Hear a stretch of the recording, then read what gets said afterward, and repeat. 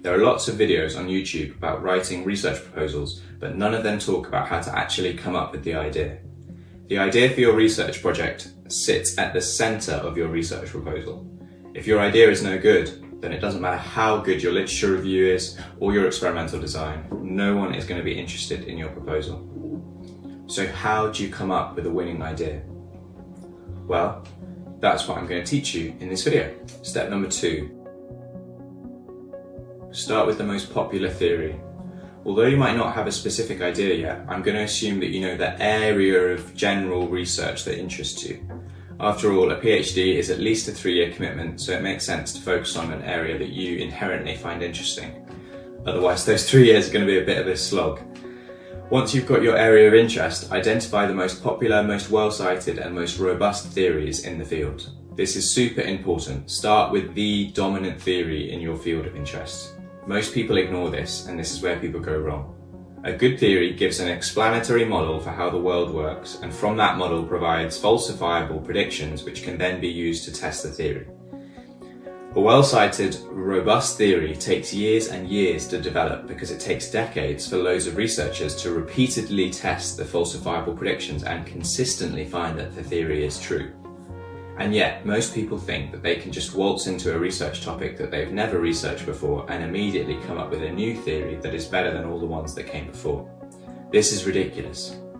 No, we want to start with an existing theory and see if we can find ways to improve it. Step 3. Apply that theory to a new area of research. Instead, what you're going to do is take that robust theory, take its falsifiable predictions, and apply it to a new area which no one has tested before. The new area doesn't have to be a big field, it can be niche, it can be small. What's important is that the new area of research you choose has real-world implications, because this is going to make it easier for you to sell the impact of your research proposal. Okay.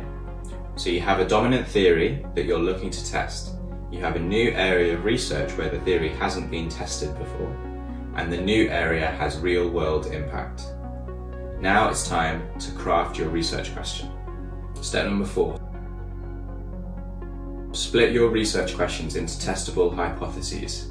If you followed the methodology so far, your general research question is going to look something like this. Does theory X predict observations that occur in new research area Y? This is a massive oversimplification, but I also want to show you that you don't need to overcomplicate your research question, especially not at the research proposal phase. Remember, whoever reads this needs to be able to understand what you're proposing, no matter what their prior knowledge. To keep it simple and easy for the reader to understand, you're going to split out your research question into 2 to 3 simple hypotheses. At this point, you might be asking what the difference is between a hypothesis and a research question. To be honest, they're super similar, but a key difference is that whilst a research question is a question, a hypothesis is a statement about what you think will happen. Since a hypothesis is a statement about what you predict will happen, this allows you to test whether your hypothesis is correct. And this is where this methodology is so simple. Because you're testing an existing theory, you're going to take that existing theory's predictions and apply them to your new field of research. Step number 5. Explain how your experimental design will test those hypotheses. Next up, you're going to take those nice simple hypotheses and really clearly break them down into the dependent and independent variables you're testing. Normally, within each hypothesis, you will have a thing that you are looking to measure.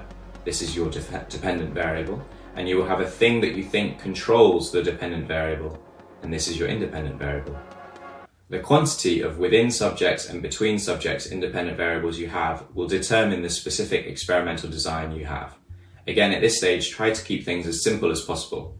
You want the person reading your research proposal to understand immediately how the variables in your experimental design will test the laid out hypotheses you've got. Step number 6. Make your research proposal a win-win. Okay, this is where my methodology for coming up with a winning idea really shows you why it is a winning idea every time. If you followed my methodology up until this stage, then now it's time to write out your predictions for your experimental design. Making predictions means that all you've got to say is what you think the results of your experiment will be. Super simple. You're just trying to prophesize the future so that you can clearly talk about the impact your PhD will have on the real world. If you followed my methodology up until this stage, then your predictions for what you think will happen are going to be determined by the predictions from the existing theory you've chosen. The reason for this is because that theory has an evidence base of past research which strongly suggests that its predictions are correct. But because no one has tested this theory in your new research area, these predictions are new because no one has done it before. And here's the kicker, here's what makes your research proposal a win-win. If your predictions are correct and you prove the existing theory, then no one has proven that before, and therefore it is a new contribution to the field and will be publishable in scientific journals. But if your predictions are incorrect and you disprove the existing theory, then no one has proven that before either, and that is also a new contribution to the field. If your predictions are correct, you win. If your predictions are incorrect, you win. This is why this step-by-step guide wins every time. Step 7. Emphasize your shiny new predictions. If you've made it to this stage, then you can start to feel relaxed. You've done the hard work, now it's just time to dot the I's and cross the T's. Step 7 is super simple. You just need to make sure that whoever is reading your research proposal knows that your predictions are novel. Spell it out really clearly in a separate paragraph. If you've got 4 predictions, then label them 1 to 4 and explicitly call out which predictions have not been proposed or tested by anyone else before. Okay, step 8. Add on the real world impact afterwards. Remember back in step 3, I said to choose a new research field that clearly has real world impact? This is where it comes in handy. So although at this point you've got a winning research question, hypotheses, experimental design, and predictions, that doesn't mean anything unless it's actually going to help someone in the real world.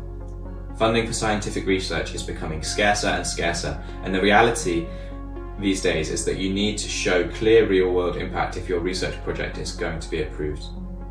But as long as you followed this step-by-step guide, then this bit is easy. It's the cherry on top.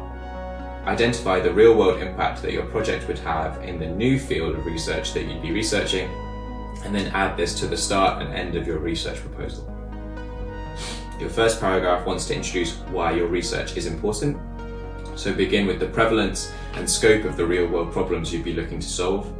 And then your final paragraph wants to say why your experimental design would solve the real world problems that you introduced in your first paragraph. Again, keep it super simple and make it really easy for your examiner to approve your PhD. Okay, step number 9. Your title should summarize your goal. A research proposal is not complete without a title, and your title is basically your best guess on what you think the title of your PhD thesis would be. I know that sounds ridiculous, but keep it simple. And remember that the person reading your proposal will see your title first. Take your research question and translate it into a strong statement that also mentions the methodology you will use. And finally, step 10. The most important thing to remember. The most important thing to remember is this is all just a game to see if you can think and write like a researcher. It's highly unlikely that you will actually end up doing the experiment you put forwards in your research proposal. Because once you've started the PhD, you'll have so much more time to research your area of interest that it's likely you'll find something that is more important to investigate. But for now, the main purpose of your proposal is to show that you can think like a scientist. So do not skip any of the above steps. You need to include a research question, you need a set of hypotheses, you need an experimental design which clearly comes from those hypotheses, and you need predictions that your experiment will find. This is the level of detail and specificity you need to demonstrate for the assessor to be confident that you would be a well-suited PhD candidate. The assessor is looking to see if you have the ability to complete this research construction process.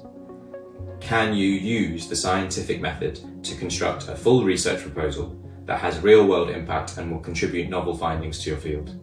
That's the question. And this video has given you the guidebook on how to create a winning PhD research proposal every time. See you soon.